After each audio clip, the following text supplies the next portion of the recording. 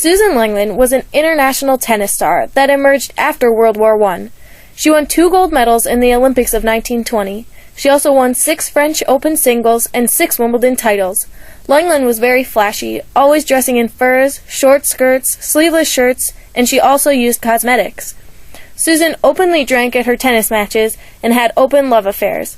She also had become the first professional women's tennis player in 1926. World War I began in 1914, beginning just in time to put a hold on Suzanne Lenglen's tennis career. The war did not only change Lenglen's life, but the lives of women all around the world. While the men were leaving to fight in the war, there were higher-paying job opportunities opening up in the job market for women. The 8 million women that were already in the workforce saw their chance to change from domestic service to higher-paying industrial jobs such as train engineers, streetcar operators, and mail carriers. Even though women were working in the same industries as men, a government survey showed that the average wage of a woman was half that of a man's. Because of this discrimination, the Labor Department created the Women in Industry Service, also known as the WIS. The WIS attempted to standardize the 8-hour workday, equal pay for equal work, a minimum wage, meal breaks, and resting breaks. Women faced further discrimination when the men returned from war and the women lost almost all of their defense-related jobs. This discrimination was not limited to women in the defensive workforce. Suzanne Lenglen knew this kind of discrimination all too well.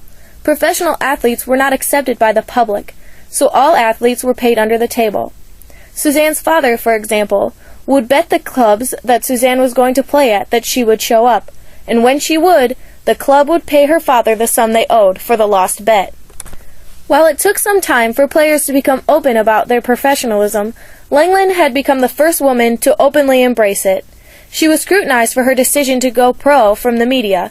Lenglen did not take this well, openly stating, "In the 12 years I have been champion, I have earned literally millions of francs for tennis and have paid thousands of francs in entrance fees to be allowed to do so. I have worked as hard at my career as any man or woman has worked at any career, and in my whole lifetime I have not earned $5,000, not 1 cent of that by my specialty, my life study, tennis. I am 27 and not wealthy. Should I embark on any other career and leave the one for which I have people call me a genius, or should I smile at the prospect of actual poverty and continue to earn a fortune? For whom?" Lenglen's displeasure with the way the tennis community was run was obvious. With her decision to go professional was Lenglen's way of demanding a fair share of the money that she was bringing into the clubs. Even when Suzanne became an open professional, she was still not making as much money as the male professional tennis players of her time. She was the headline of the tour, and Lenglen could not understand why she would not be paid as much as the men. In addition to the changing roles in the workforce, there were changes being made in the social aspect of lives. The everyday woman's attire was changing, with her changing her role in society. Some of the jobs that women were working in required them to wear uniforms and trousers. Another change in women's social lives was the expanded use of the automobile.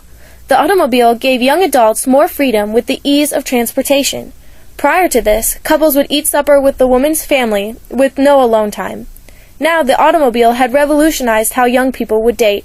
They began to go out on unsupervised dates to the movies and bowling. Suzanne Lenglen was representative of these changes in society. She played tennis in short skirts and sleeveless shirts. She was viewed as a very sexual, since it was unusual at the time for women to be showing so much skin. Suzanne also brought sexuality to tennis through her style of play. She was an aggressive player who was acrobatic and would lunge after tennis balls. In her shorter skirts, there was little left to the imagination for the spectators. Lenglen was also known for always looking glamorous on the tennis courts. She wore furs, sometimes even while playing, and was always dolled up wearing nail polish and other cosmetics. Suzanne also was known for her open love affairs.